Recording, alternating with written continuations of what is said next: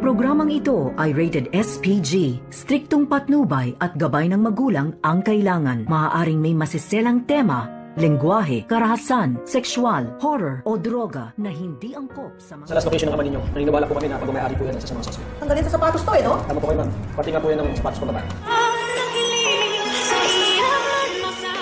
Agad naman nagtungo itong si Giselle at RJ sa presinto at kasama na nga dito itong si Annalyn.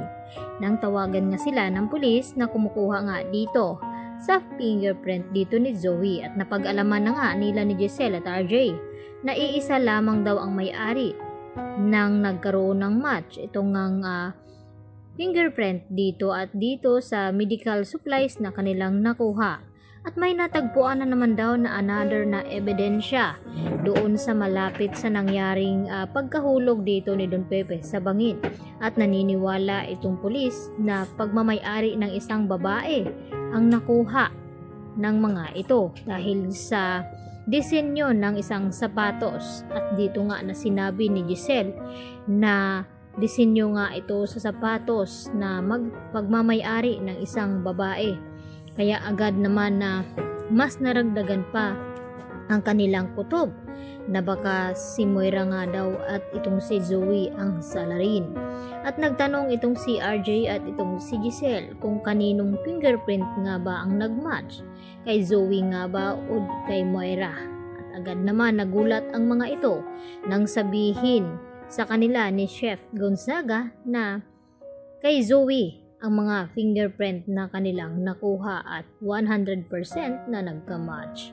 At dito pa naman na agad na tumawag itong si Manang Silya at ibalita dito kay Giselle na may sapatos daw na narito sa bahay ni RJ na agad naman na nakaagaw pansin sa kanya dahil kabago-bago daw ng sapatos na ito ay nasira agad. At pinikturan naman ni Aling Silya at ipinadala dito kay Giselle at agad na umuwi itong si Giselle upang makumpirma niya kung kay Zoe nga ba ito. At dito nga nagulat itong si Giselle nang mapagtanto na kapariho ito sa ebidensya na ibinigay ng mga pulis sa kanila.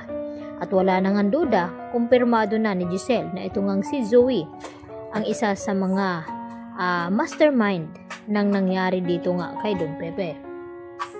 At agad din na tinawagan ni Giselle itong si RJ upang ipaalam na nakita na nga niya ang disenyo ng isang sapatos doon sa bahay dito ni RJ. At dito naman na nabalitaan ni Moira na nakarating na nga dito kina Giselle at RJ ang resulta di umano ng fingerprint dito ni Zoe. At gulat na gulat naman itong si Moira at hindi na nga siguro nila magagawan pa ng paraan. At gustong gusto na nga ni Zoe na umamin daw dahil hindi daw siya titigilan ni Don Pepe na takutin at konsensyahin hanggang hindi siya aamin.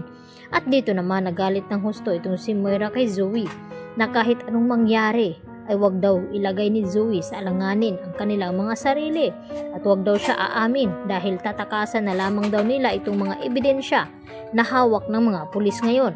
At mas nadagdagan pa itong problema ni Moira at Zoe dahil sa hindi alam ni Zoe na may nakuha ngang ebidensya ulit itong mga pulis sa nangyari ngang pagkahulog ni Don Pepe doon sa bangin.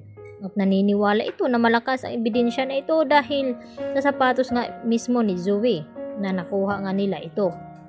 Kaya agad naman na hanggang umiyak na lamang ang ginagawa ni Zoe dahil sa marami na ngang ebidensya na nakuha itong mga pulis, kaya malabo na nga matatakasan pa dito ni Zoe at Moira ang mga ebidensyang hawak ng mga kapulisan ngayon. Samantala, nagdududa na rin itong si Dr. Antonio Luke na kung bakit parang napapraning na nga itong si Zoe sa kakaisip dito kay Don Pepe na parang palagi daw nagpaparandam sa kanya at tinatakot. At nang pasukin nga nila ito dito sa ICU ay dito na naman na tinakot itong si Zoe at namaligmata na nagkamalay na nga itong si Don Pepe at dito nagumanti sa kanya at hinawakan siya ng mahigpit. Hanggang sa napasigaw na lamang itong si Zoe na ikinagulat naman ni Dr. Antonio. Kaya yan naman ang ating pakaabangan mamaya mga kapuso dahil kabado na nga ngayon itong si Moira at Zoe sa mga hawak na ebidensya na nakita na nga dito nila RJ at Giselle At wala na nga duda na may kinalaman nga ito si Zoe at Moira. Yan lang po at marami pong salamat sa inyong panonood.